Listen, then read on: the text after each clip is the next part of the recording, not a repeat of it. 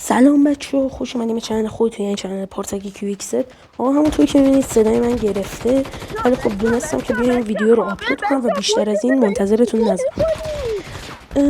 آقا من پارسا هم 14 سالمه، 2 ماه دیگه میرم داخل 15 سالگی.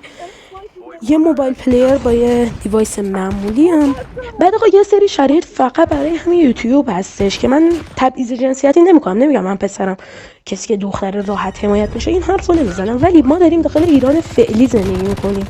من به داشتن همچین تمدن کشوری واقعا افتخار میکنم، ولی خب یه سری شرایط باعث شده که یوتیوب که یه برنامه و سایت خارجیه به کاربر ایرانی خیلی اجازه های زیادی نده. مثلا یه یوتیوبر رو مثال میزنم، خیلی ساده بهتون بگم که اگه 1000 تا سابسکرایبر داشته باشه ممکنه یوتیوب 100 تاشو بپرونه. یعنی این شرایط برای ایرانی‌ها هستش. از لحاظ دیگه به شخصه به من فشار زیادی میاد. چرا؟ چون من مدیریت پیج اینستا با خودمه، مدیریت چنل تلگرام با خودمه، چنل یوتیوب با خودمه، ادیت ویدیو با خودمه، ادیت تامنیل. الان این تامنیلی که من زدم روی این ویدیو خودم زدمش و نسبت به سومین ویدیوی لانگ چنل واقعا خوبه.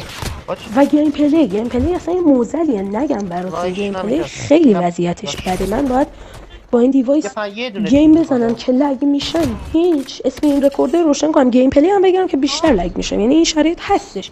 یه سری شرایط دیگه هم هستش که برای مخاطباست. یعنی بعضی از مخاطبایی که فهم و شعور پایینی دارن مثلا میگن پارسا 14 سالشه، همین که 14 سالشه بس نباید فعالیت کنه داخل یوتیوب، نباید گیم بزنه، نباید ادیت بزنه و خیلی کارا رو نباید انجام بده چون سنش فقط پایینه. نمیگن فلانی استعداد داره ولی سنش کمه، اصلا این حرفو نمیزنن، فقط و فقط سن میچسبن. یعنی این مشکل هستش. من میدونم زیر همین ویدیو قراره کلی هیت و فحش و توهین بشنوم و خدا رو شکر من به اینا اهمیت نمیدم.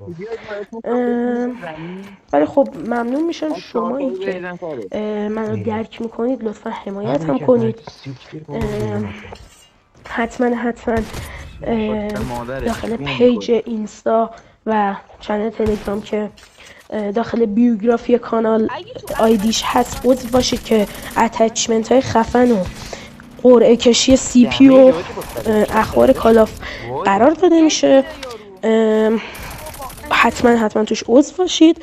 ممنون میشم که این ویدیو رو لایک کنید، کانال من رو سابسکرایب کنید و حتما زنگوله بغلش رو بزنید.